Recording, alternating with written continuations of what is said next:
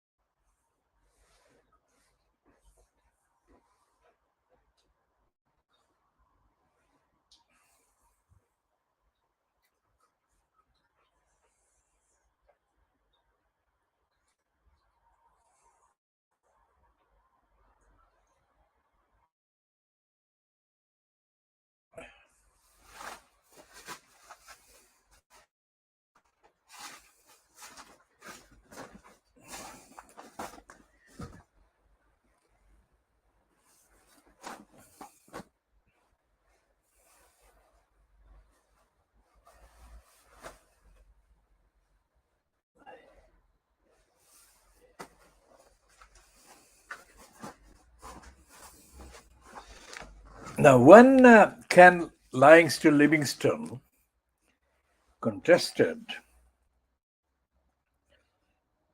the just newly created post and wanted to become the candidate for the Labour Party officially,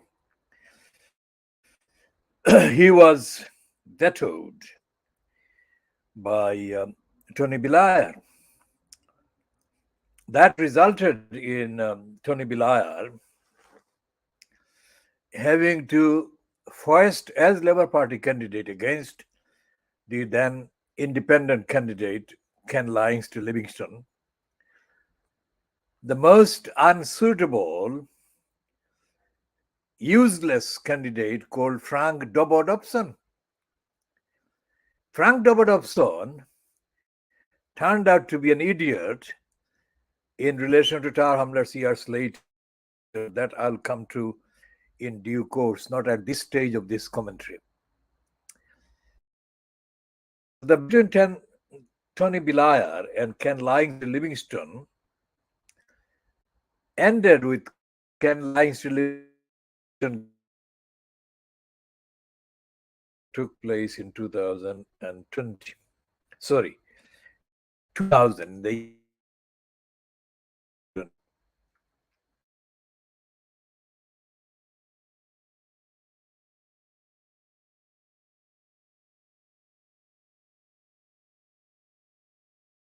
The quite okay in London to vote for Ken Livingston. Blair then changed his hostility to Ken Livingstone Livingstone and allowed him to become the official Labour Party candidate for Mayor of London at the 2004 mayoral election, which Livingstone was able to win as well. Now, Livingstone was the person that had been parading himself as the Mr. London ever since the Greater London Council had been scrapped by the Conservative Margaret Thatcher in the middle of the 1980s, where Ken Livingstone had been the leader of the cabal that had seized control of the Labour group, the victorious Labour group that won the May 1981 election for the Greater London Council by ousting Andrew McIntosh from Haringey. Now, I witnessed all these shenanigans and criminality firsthand. And as a result of my witnessing these shenanigans firsthand, my determination to raise questions about the suitability of Ken Livingstone as a self-styled Mr. London was consolidated, which meant that over the 3 or 4 years during which Ken Livingstone pitted the GLC collectively against the central government regime fronted by Margaret Thatcher, I was able to raise objections on hundreds of occasions against Ken Livingstone's self-promoting propaganda events and stunts. That became my main engagement, if you like, in addition to my job as the community representative elected by the community with the highest votes in any of the boroughs to become a member of the Inner London Education Authority's committees, including the biggest committee anywhere in Western Europe over schools, which is the schools subcommittee, where I went on to confront the rest of the committee over their dishonesty and their corruption and their racism and their subservience and criminality. So these are actual recorded facts. So I am an expert on Ken Livingstone. I am the expert, empirical expert on Ken Livingstone as a dishonest individual who is unsuitable for democracy.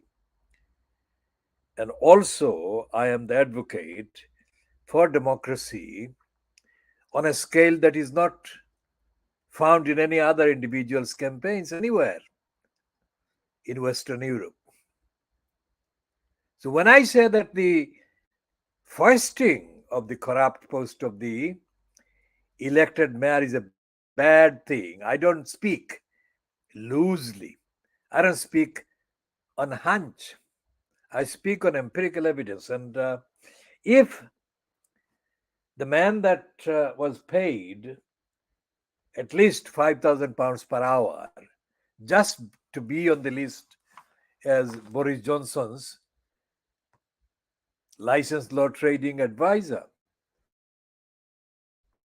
based on the work that I have done, the impact and the consequences of my work, my rate on hourly basis should be at least 4 times that of David Pennick, which means I'm owed and have been owed literally billions of pounds over the years for my work, my time, and my expertise. Now, when I spoke to the people that were supposedly opposing the elected mayor system in Tower Hamlets in 2009 and 2010. Obviously, I spoke with the evidence that I've just briefly referred to. No one anywhere else had that same experience, let alone among the electorates in Tower Hamlets. But I have always been, and I am, extremely generous in sharing my expertise without making too much of it. So when I spoke to these people, on the basis that I would only accept their claim that they were opposed to the mayor system on the basis that they were telling the truth. I could not make them tell the truth. I could only assume that they told the truth and they would be telling the truth.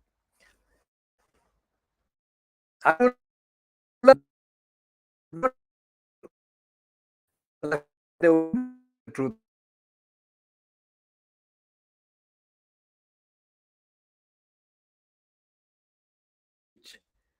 remains unchanged.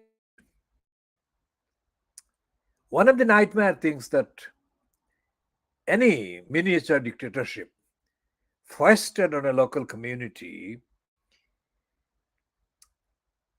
is inevitable is when the majority of the people, of the electors, that is, the people who are relied on as the voters, are politically ignorant,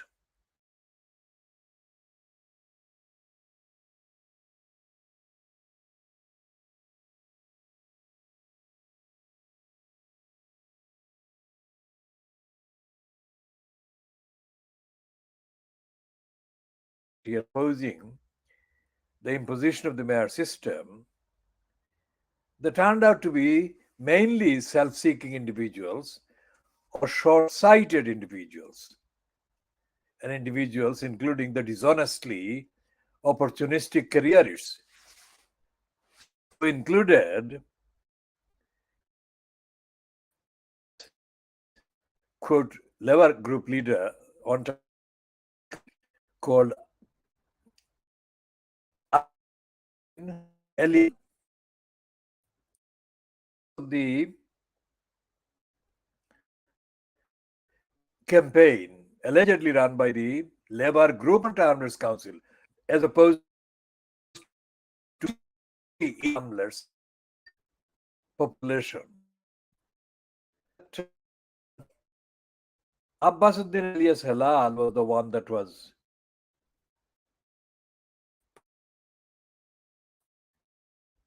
and was acting or claiming to be acting as the source of the agenda for the campaign. Now, Abbas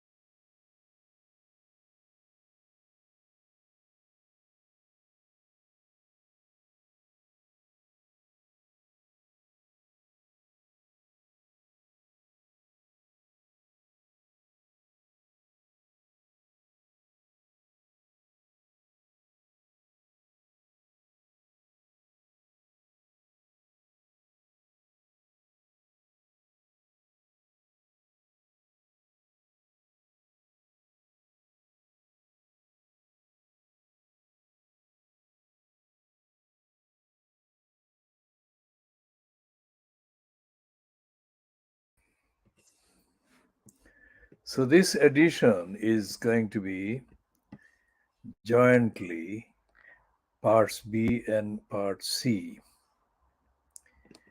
because of the interruption that happened a few minutes ago. So going back to the issue of having an elected mayor in Tower Hamlets, the previous or a former Labour group leader on Tower Hamlets Council called Abbas Uddin Elias Halal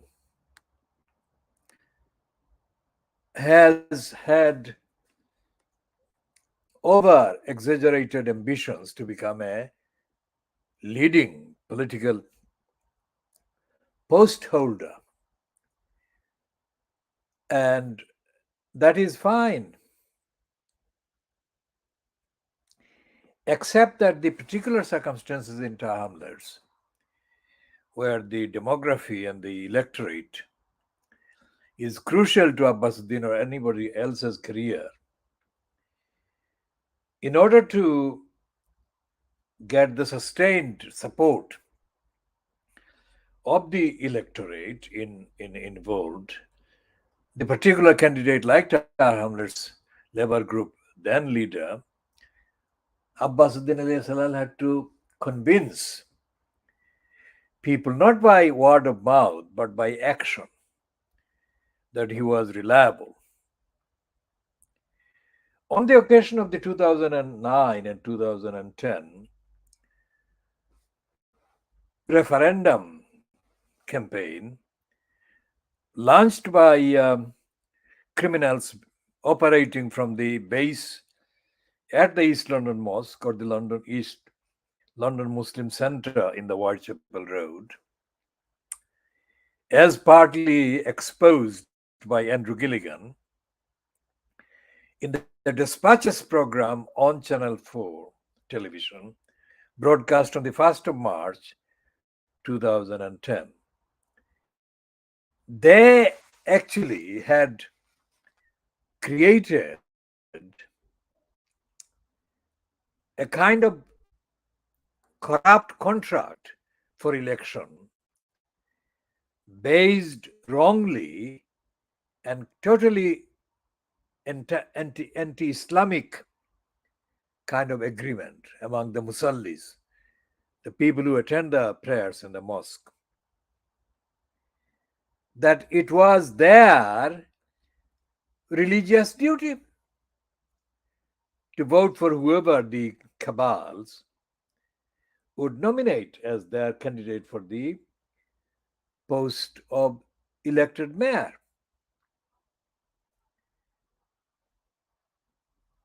And as became obvious from Richard Morey's examination of the corrupt behavior revealed during the hearing of allegations against Lutfur Rahman between February and April 2015.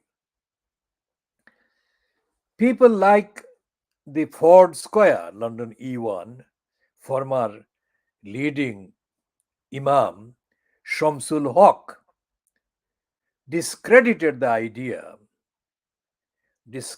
idea of affiliation, electoral affiliation, to any candidate based on alleged requirements of Islam. There is absolutely no requirement in Islam to engage in secular electoral kind of practices by claiming that the preference for a particular candidate A or B or C would have to be linked to the faith, because these elections are not held for Islamic purposes.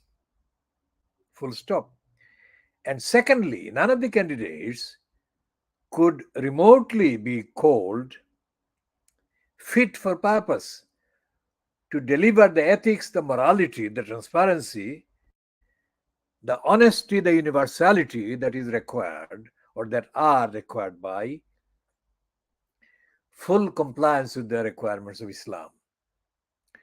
So Shamsul Haq was exposed as a liar, an imam of the East London based Fort Square Mosque, being exposed publicly in the course of a hearing of a petition against the incumbent at that time, Mayor Lutfur Rahman, could not be more discreditable.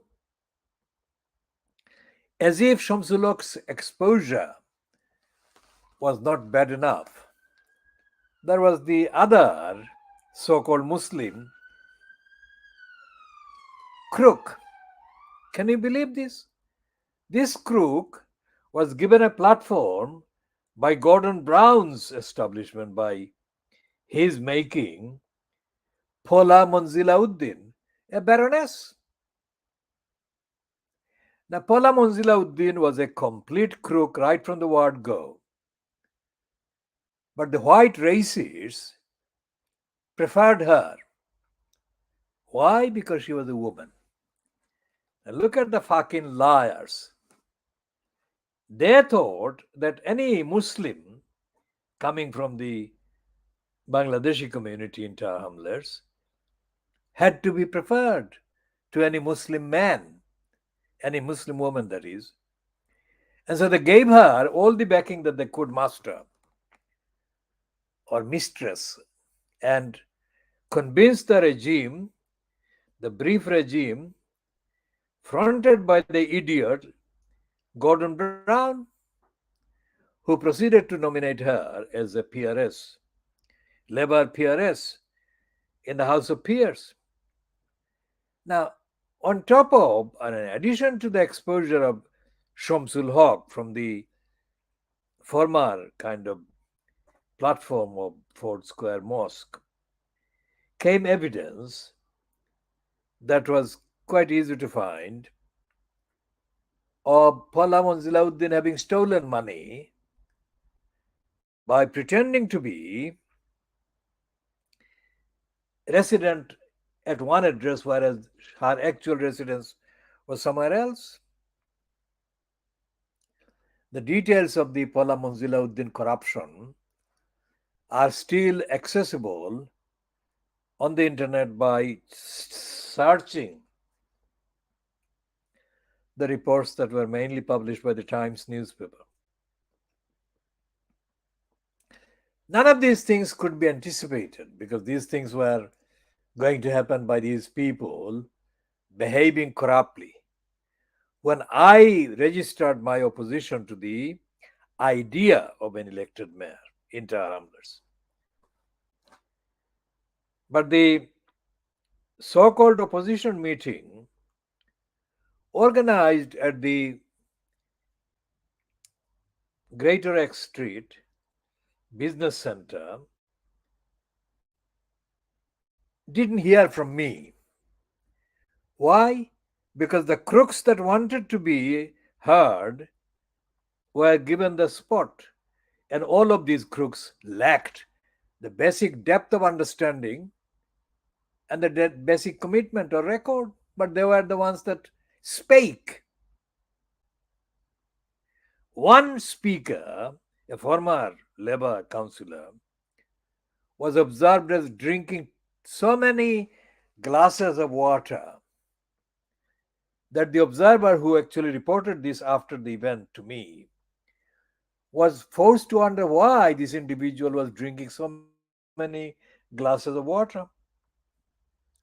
And according to this observer, it wasn't my observation, but it was this observer who told me. He said to me, Baisab, that is brother, the fact that you stood so near him made him so nervous that he would have a heart attack. So he kept drinking. I have no idea whether there was a correlation between the two. But the fact that I was there and the are speaking must have made all the criminals very uneasy. Because all the fucking crooks were absolute crooks and they were not dedicated to opposing the mayor system. They were dedicated to their careers, whatever the extent of their careerism. And they were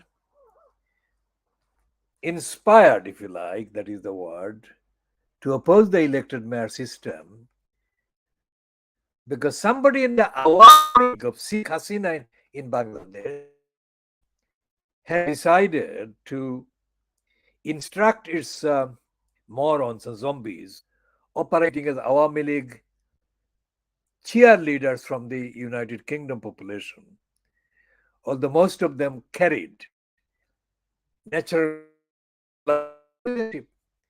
These fuckers were told to oppose the mayor system because the mayor system was being proposed by the likes of George Git Galloway.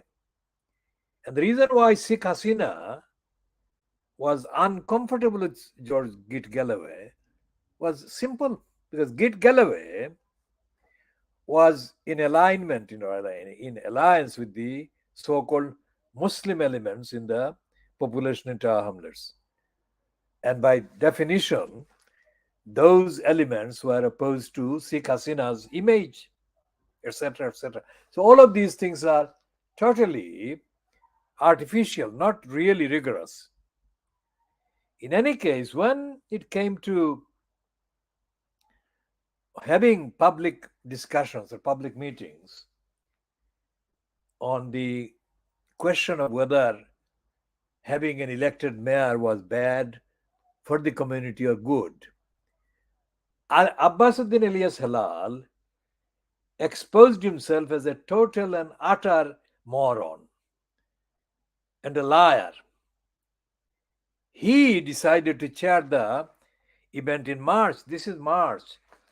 And in March 2010, held at the Brady Center. And what Abbasuddin Elias Halal did in the course of the length of that so-called meeting, which lasted just about an hour, was to divide the chairing of the meeting among 4 people plus himself. And he only very reluctantly agreed to give me a spot at the very end when most of the people had left. So the dishonesty of Abbasuddin Halal was not going to leave him. He was doomed to be condemned as the most unsuitable person for the post, and he never got it. As if his behavior to stop me, because he wanted to stop me because he knew that I was the only speaker that would speak on the evidence and on the actual implications and on the benefit and the kind of disservice and the detriment that having such a corrupt post would bring in relation to the whole community in Tower Hamlets. And Abbasuddin Elias Halal had the agenda to actually keep the post on the table so that he would become the candidate. And that's where Frank, the idiot Dobodobson, comes in. Frank Dobodobson allegedly was an intelligent person with some linguistic flair about French, etc., etc. But when it came to Tower Hamlets, he was treated not by the population in Tower Hamlets, but by Abbasuddin Elias Halal as his political father and as his political mentor and more. Why? Because early in his so-called career as a petty employee in Camden, where Frank Dobodobson represented the constituency, Abbasuddin Elias Halal was picked up as an ethnic kind of stooge for ethnic promotions. And Abbasuddin Elias Halal, befitting the mental slave profile, would be more than over grateful for the slightest benefit that he was given by a white skinned individual.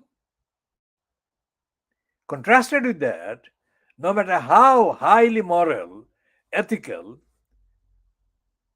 any advice coming from the community, Bangladeshis, that he claimed to represent otherwise, Abbasuddin Elias Halal would show two fingers or obstruct as he did me. So, Abbasuddin Elias Halal, during the contest for the nomination of the candidate for the in the name of Labour Party for the post of elected mayor, brought in his political father and patron and mentor, Frank Dobbo fucking Dobson. And Frank fucking Dobson had no idea what the fuck he was doing there. So he spoke a lot of rubbish.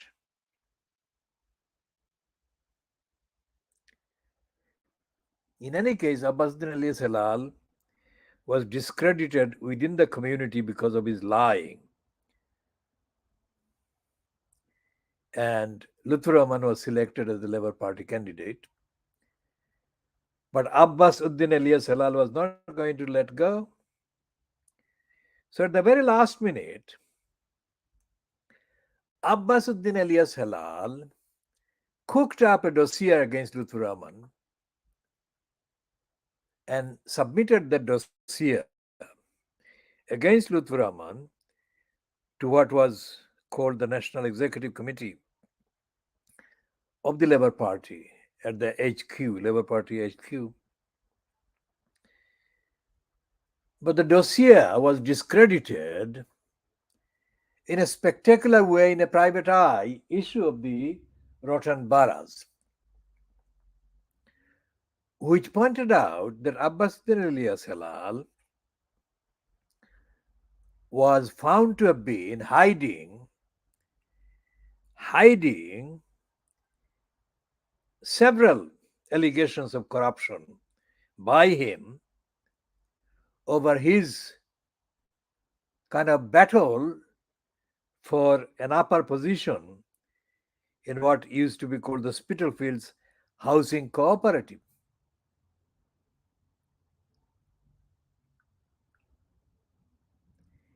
And so the item in private lie was headed Halal Dead Meat.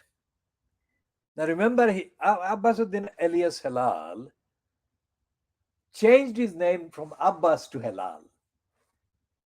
I have no idea why he did that, but it was not going to be a pleasant experience as a result of his change from Abbas to Halal, because it gave the private eye the phonetic advantage in converting the word halal into a form of the word Muslim, word halal and haram. So he became the equivalent of haram while posing as the halal. And he has called in the heading halal dead meat. And he became the dead meat in effect. He didn't get the votes and he didn't become the mayor. So many episodes of the dishonesty on the part of Abbasuddin Elias Halal can be counted, but I shall mention only one. When at the beginning of the campaign against the Crossrail hole, I gave him the opportunity. He was in post at the time as the leader of the Labour Group on Town Hrs Council and the leader of the council by definition as well during the first 5 years of the decade. And the Khoodeelaar campaign was just getting off in the decisively victorious journey that we ended up having. I said to him at a conversation that I arranged at my initiative for him, I said to Abbas, I said, তুমি যদি আমরা কথা হলো আর আমরা লগে cooperate করো তে তোমার লিডারশিপ থাকবো আর কোনো ক্ষতি হইতো না। I said in Siloti to Abbasuddin Ali Salal that if he agreed with the campaign, Khoodeelaar campaign against Crossrail, then we would not focus on him and we would not campaign against him. And in the most unprecedented, unforgettable response, in the most idiotic way, Abbasuddin Ali Salal said, Bhai Sahab, it is party ঠিক করবো। It is the party policy. What he was saying was that this was a party policy, meaning that the support by the regime in Tar Hamlets Council that he fronted was based on the Labour Party's policy. But I gave him the opportunity. But he was going to be behaving like the halal meat, dead meat, wasn't he? So he behaved as the dead meat. And he's still continuing to behave as a dead meat because although he was there in the pictures, I took some of the pictures in the 2009-2010 period of our opposition to the elected mayor post. This is now 13 years later. Abbasuddin Alias Halal has not rebuilt any image of consolidated solidarity with the greater interests of the community, of the cause for democracy, of the cause for accountability. And that is all his fault. Abbasuddin Alias Halal is ignorant, ill-informed, and as it says in the Quran, Holy Quran, he suffers from pettiness of mind. Abbasuddin Ali Salal was involved in benefiting under the superficial pretext of being a local business person at the time, from what used to be called the Bethnal Green City Challenge. Abbasuddin Ali Salal benefited, as did a number of other dishonest individuals who were most unfit for purpose. But that kind of largesse given to most unfit and dishonest cabal or groups of individuals at the expense of the whole community in Bethnal Green was inevitable. So when yesterday, that is Wednesday, in London, the Times newspaper runs the midweek column by the former Conservative MP Matthew Paris. Paris, goes out of his way to ooze solidarity with Michael Heseltine. I have to think about what Michael Heseltine did against the community in Tar Hamlets. Well, Heseltine did the same against the community in Liverpool, Toxteth and all the rest of it. But to the likes of the racist Matthew Paris, Heseltine deserves all the solidarity and congratulations on his 82nd or 81st birthday or whatever. Is it 81? Let's check if I can find the copy of that Times, which is why I have to have the papers handy nearby.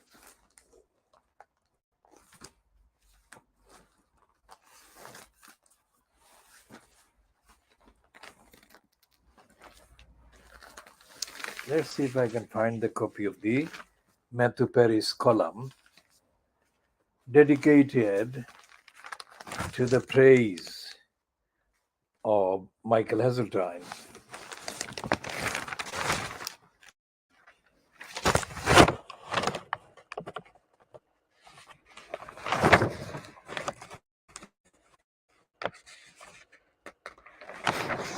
Matthew Perry has got the piece on page 24 of the Times of 29th of March 2023, and the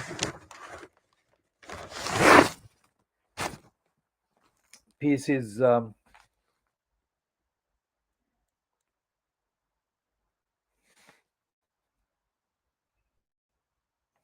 headed Hurrah for Hedza. Last week on this page, my colleague Max Hastings gave a vivid account of Michael, and then he puts within brackets Lord. Fuck them. Heseltine.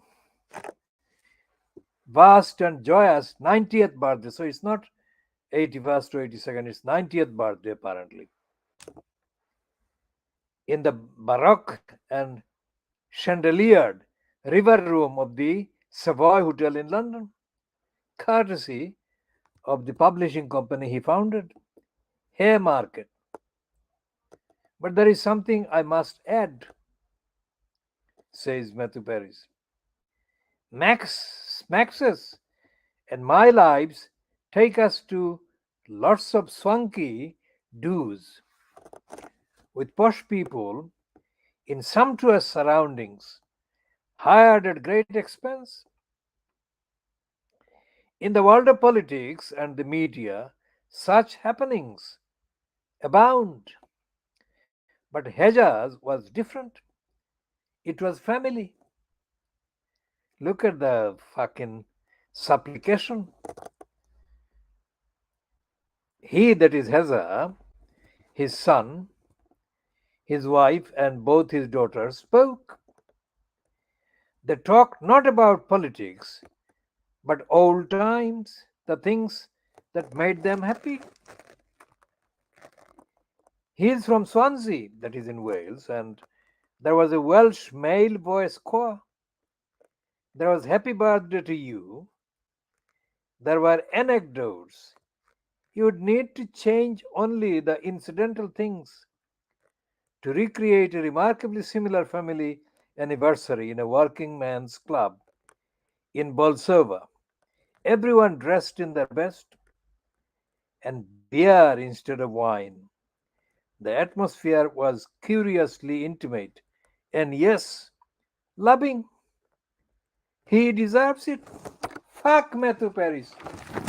Why is he contrasting the Savoy Hotel with Bolsova? Why?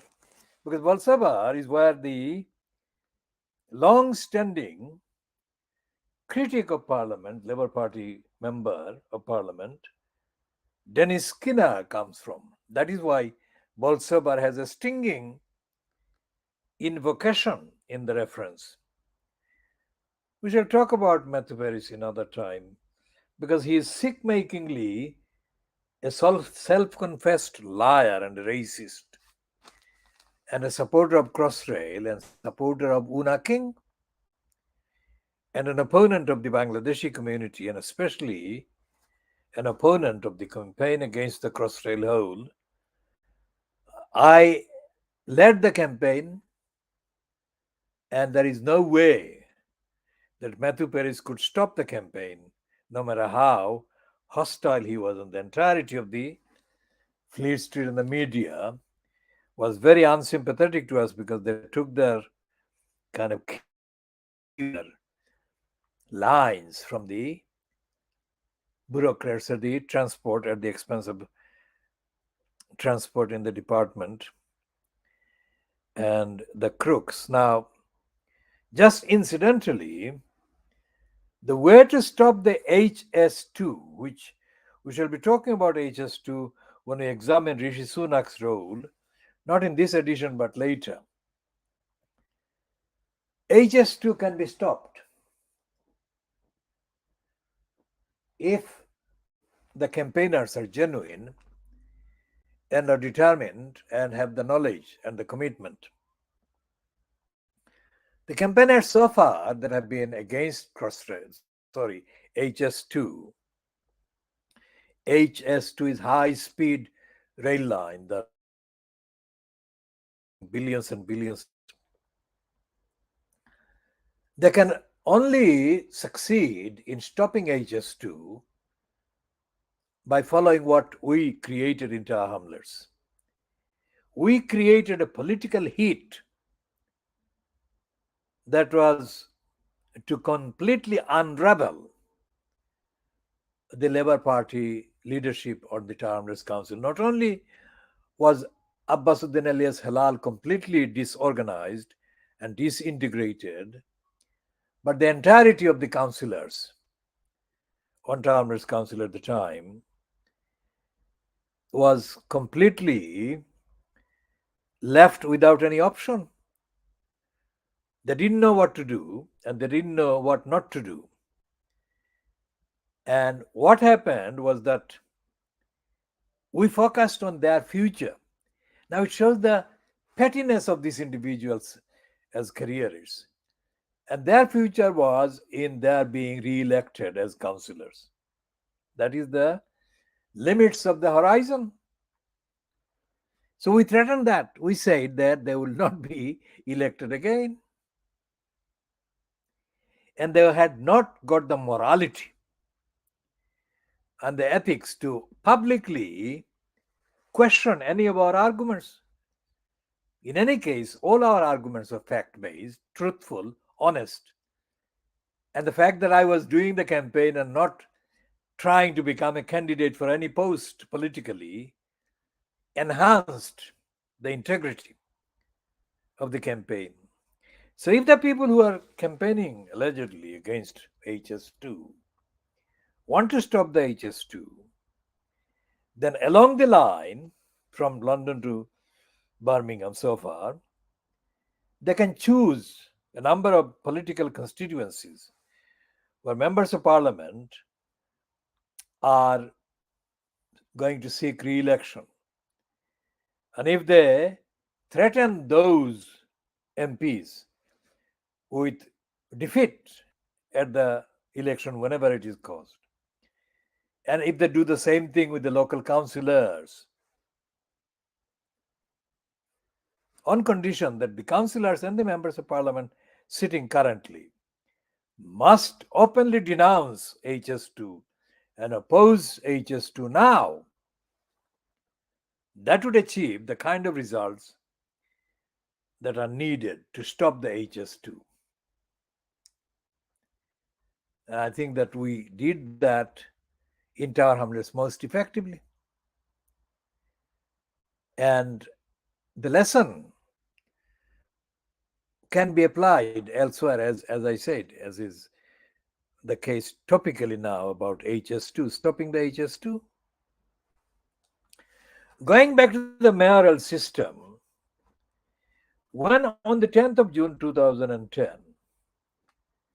remember 10th of June 2010 was still a time before the Labour Party in Tower Hamlets decided as to who would be their official candidate for the post of elected mayor. And on the 10th of June, Abbasuddin alias Halal organized a meeting at the Toynbee Hall at 28 Commercial Street, not Commercial Road, 28 Commercial Street, London E1. He organized the meeting. Can you believe that he was organizing that meeting in Tower Hamlets under the banner of the name of the village he came from in Balagonj area in Silot? What was that about? That was about the stupidity on the part of Abbasuddin alias Halal. I was there dutifully as the investigative campaigning organizer to observe the evidence. And there were people, as many as the small room could accommodate. And Abbasuddin Elias Halal called almost every single one.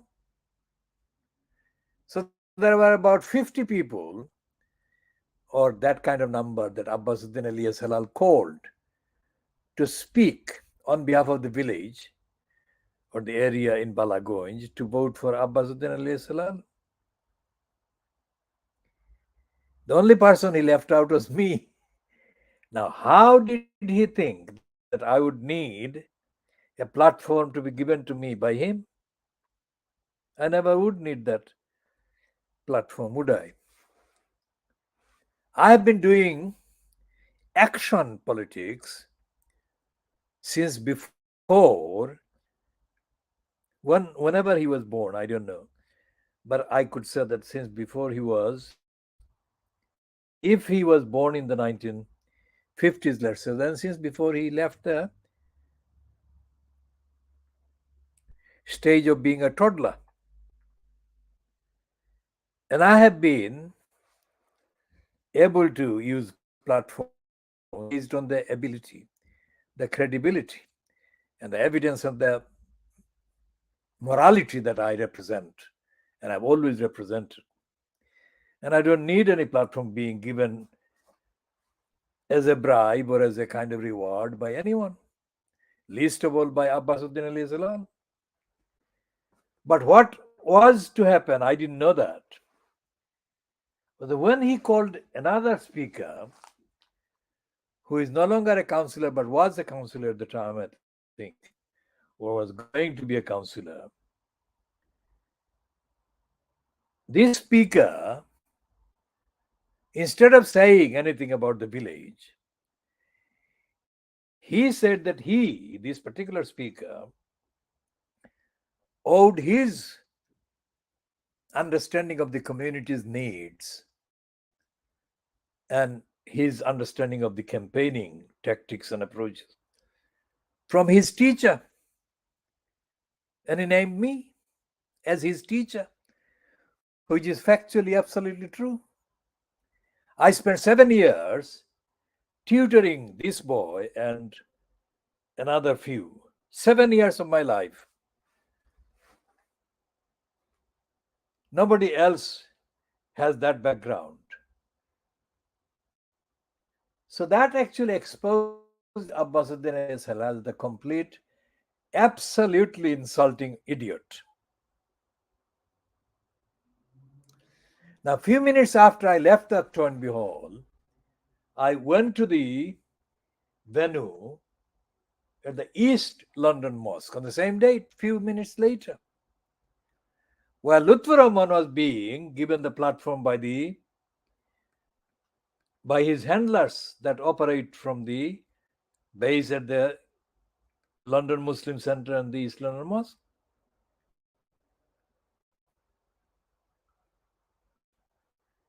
And when I attempted to take the picture of Lutfur Rahman, a thug came from behind and pushed me. I don't know who the thug was, but I immediately told Abjol Mia what had happened. And Abjol Mia did not take any action, did not apologize to me, nor did Lutfur Rahman. So these are the fish market, corrupt, lowest common denominator standards of the candidates and their supporters, which is one of the reasons why I had to oppose the corrupt system of elected mayor being foisted on the people of Tower Hamlets in the name of the people of Tower Hamlets. And it goes on. What happened when the Price Waterhouse Coopers were kind of appointed by then Community Secretary Eric the Pickles to investigate the financial affairs of the regime fronted by Lutfur Rahman as the incumbent mayor. PricewaterhouseCoopers revealed a litany of lies, dishonesty, inappropriate behavior by Lutfur Rahman, who ignored the sound advice that was given by the minority of the employees that did have the courage to give him the advice that he should not be giving money to criminals. But Lutfur Rahman ignored the advice and he gave the money to the criminals and he made the resources and properties belonging to Tamil Council, that is the public, to crooks and criminals and mates. Now, Lutfur Rahman has not been prosecuted for any of the crimes that have been alleged against him. Now, to those who claim that he is over the allegations, let me just say this, that no crime is past. There is no time limit when a crime can become no longer actionable. We shall come to the details of Lutfur Rahman's crimes and criminality in the essay or essays that will be broadcast in due course. My experience of Lutfur Rahman's unfitness first hand, of course, is based on the face to face occasions that I attempted to tell him to behave in accordance with the law, in accordance with the due process, in accordance with the requirements of morality, ethics, and constitutionality. Lutfur Rahman is a liar.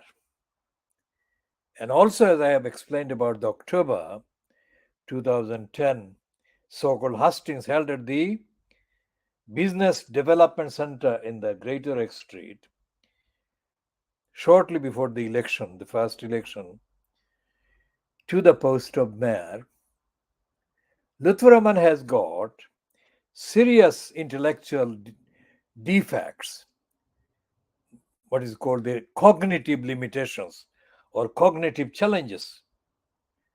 I have explained and described how he misunderstood the question put to him at the hustings by the London Evening Standard reporter David Cohen.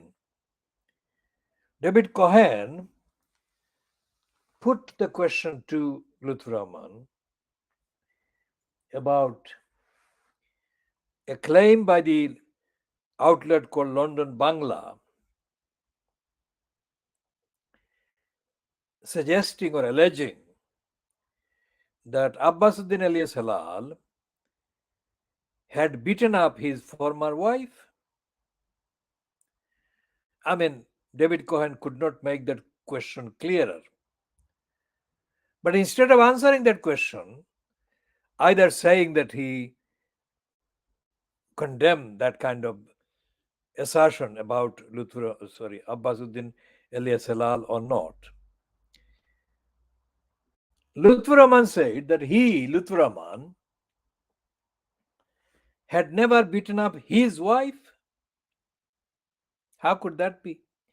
How could he make that statement based on the question about Abbasuddin alias Halal that David Cohen had asked him? Lutfur Rahman could only do that if Lutfur Rahman had intellectual difficulty in understanding the question that David Cohen had put to him. That was not just the only occasion. When on the 3rd of July 2013, Lutfur Rahman chaired the so-called cabinet of Tower Hamlets Council, my written question containing 222 words, it had been circulated in advance to him and to others that would attend the meeting so that they could prepare themselves mentally, intellectually, evidentially, factually, and legally to answer my question, which was 222 words long. Lutfur Rahman commented after I had read it out at the meeting that the question was understandable when I read it. He suggested that it wasn't understandable in the written form, which I repeated exactly as I had written the question. And then on the 29th, well, then before that is 29th of October 2010, before the end of the year, end of the first week since the first election, I asked Lutfur Rahman to sit down with me so that I could advise him as to some urgent issues that he needed to address in order to stop the crooks in the Towners Council making things worse for the community. Lutfur Rahman said repeatedly in Siloti, and it is on the record, that he needed to settle down in the newly installed post, and then he would sit down with me. That was 13 calendar years ago, 14 calendar years. He has not sat down with me to discuss those things. When I had arranged a meeting to get Lutfur Rahman to address all the outstanding issues based on the evidence of the crooks making the corrupt decision in the council, he sat with me, but he sat without the officials. He sat with me accompanied by somebody called Khalam Chowdhury, who was not an official of the council, and somebody called Muhammad Jubair, who was not an official of the council. Now that shows that Lutfur Rahman was not only dishonest, corrupt, but was also fundamentally, shockingly ignorant about the legal duties. As the incumbent in the post of mayor, he should not have met me without the attendance of council employees to record the meeting and to advise him appropriately. He didn't do either. And it goes on. Muhammad Jubair, on another occasion, thought that I was there to be given a cup of tea. He brought a cup of tea and said, "It has been made specially for you." Now, how bad and how stupid are these people? How stupid!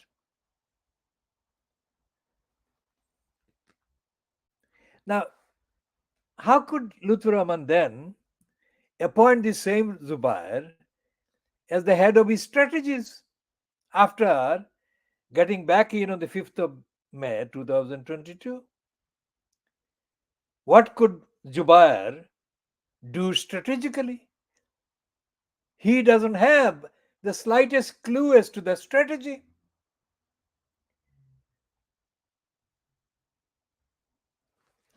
So we shall be ending this particular edition at 0741 hours GMT, which is 0841 hours British Standard Time on Thursday, the 30th of March 2023. And we shall continue all of these topics and more in due course in the editions that follow.